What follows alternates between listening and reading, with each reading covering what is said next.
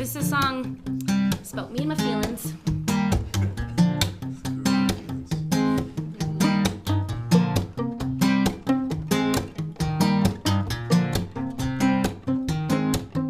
I didn't like the way that you were changing.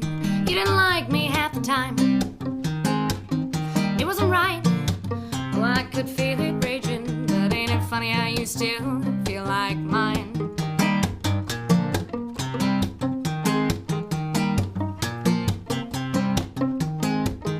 I don't know you like other friends do. You don't know me like you should. I can keep a secret better than a brick sealed trick like cryptic safe good. Oh, all you've gotta do is ask. That I do. Yeah, my words come quickly. That I do when we fight. That I do. Oh, I know you're gonna miss me. That I do in the night.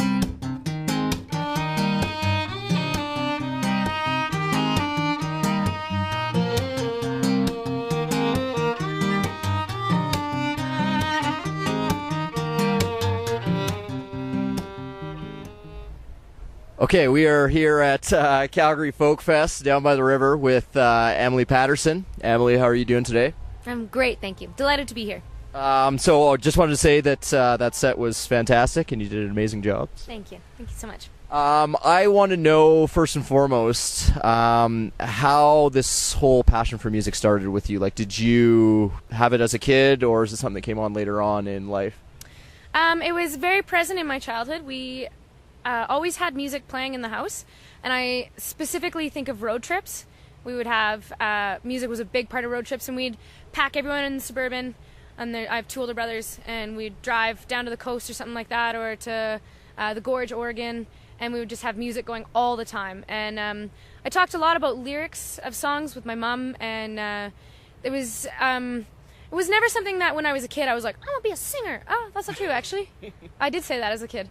But it was never something that I didn't pursue as a child. Like, did you think that would be your occupation throughout junior high school and high school? No, not at all. I was involved in sports and stuff actually in high school. But I look back on that now, and I understand why music became such a big part of my life, especially because at a very young age, my mom and I would talk a lot about song lyrics, or my dad too, and they exposed me to a ton of music.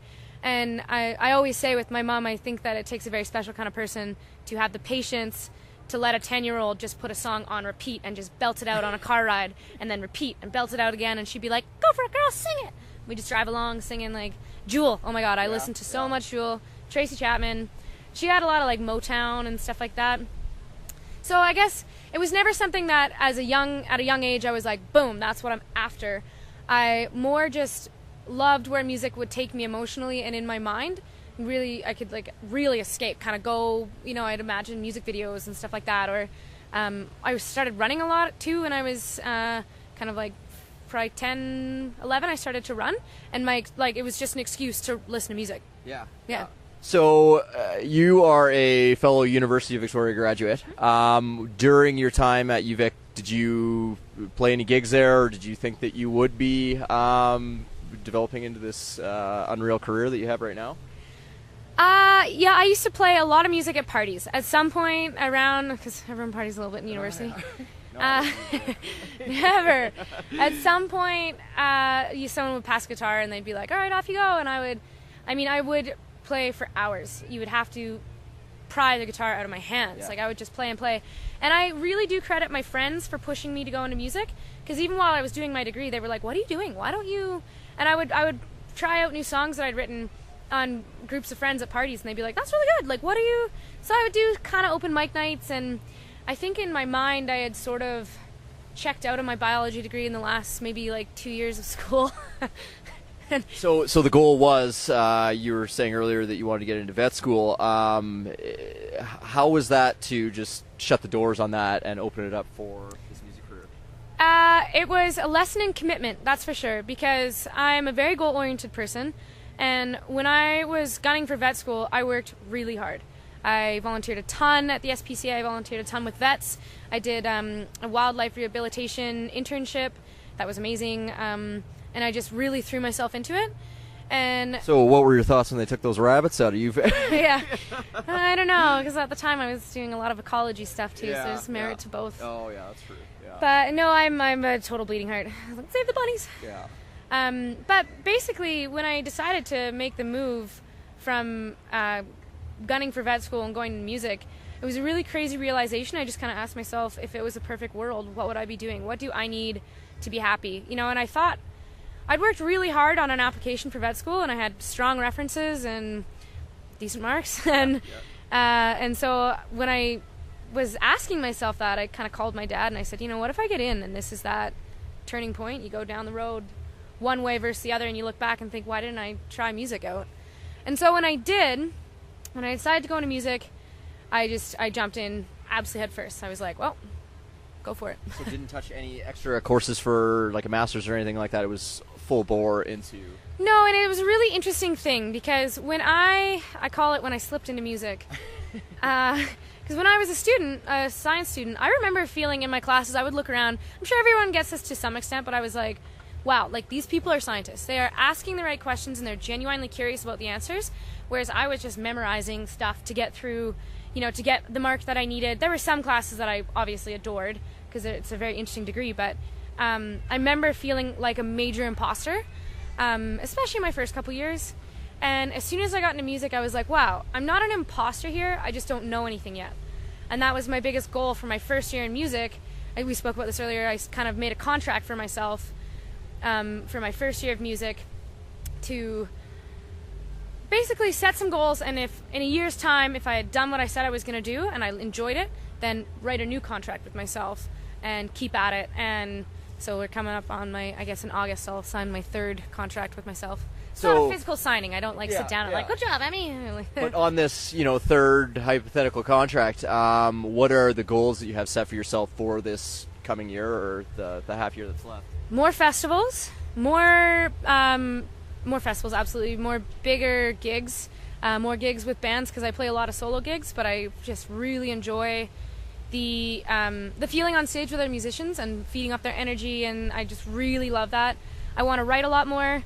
I'm doing a residency at the Banff Center this fall, and I'm hoping to set up a subscription-based video channel, so you can get a subscription, a small fee, and then you get every month a video drops and it's live off the floor. You get the MP3 recording, and I want to bring in all local musicians and like remix some of my songs.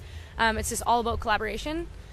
And so when did this idea all come about, and like who else were you working with it in Banff? This is spearheaded totally by me. No way. And I'm just, that's kind of how I work usually. But I'm really excited about it, and I don't know, it hasn't been an idea for a super long time, but where it stems from, and I guess a good way of answering your earlier question is, my goals for music is to really immerse myself in it and be in a ton of different veins of music, like not just Amelie Patterson music and the songs that I write and the songs that I perform. I want to write with other people, for other people. I want to write like different music too, like not necessarily lyrical based, melody based kind of stuff. I just want to get as into it as I can, and so that this is an opportunity for that. So what does your, I guess, network look like now as opposed to before you started this? Like your network of people that you've met, has it expanded vastly? Yeah, in a big way, and that was something that I had to learn and that I actually find really challenging. I mean, not talking. I can talk. Yeah. I can make wallpaper talk. But I had a really hard time with going up to people and being like, hi, I'm Amelie Patterson, this is my music, you should check it out. Whereas, I mean, now I feel like I have more material out there, so people find it more easily, but I had to learn just to be brave. You know, like, nobody can hear what you don't say, and you have to ask and you should receive, you know, and maybe what's the worst that can happen? Someone's gonna say, I'm not interested, and you go, okay, well, I get that all day long every day. I'm in the music industry, so move on and go and try and sell your music somewhere else. And I think I have been so fortunate in the people that I've met. I find that people really do want to get in someone's corner, and they want to back something, they want to support stuff that they like, and I've been so lucky to find people that do that. So, for the viewers and the listeners of the podcast, what are some of the festivals or events that they could check you out on coming up in the next, remainder of the year, I guess? Good question. I'm going on tour in August, and I'll be, if they go to ameliepattersonmusic.com, that's where I list all my tour dates. And aside from August and into the fall, I don't really know what I'm doing. Yeah. And then as far as your social media goes, if someone wants to check you out online or on YouTube, Facebook, how can they do that? All of my handles are Amelie P Music, so that's Instagram, Twitter, Facebook, and on SoundCloud I'm Amelie Patterson Music. I have my music on Spotify, it's on YouTube, it's on SoundCloud. You can listen to it for free, you could buy it if you want. I have t-shirts, I'm working on getting a merch thing set up on my website. It's a lot of work. Yeah, no, for sure. So I want to thank you a lot, and in case you noticed a massive spike in your viewership on YouTube, that's probably me just watching that, I can't remember what the name of the video was, Witness, over probably 1,000 times. So good, and check it out online if you have the chance. Thank you so much for doing the interview, thank Amelie. You so much. Thanks for having me. Perfect.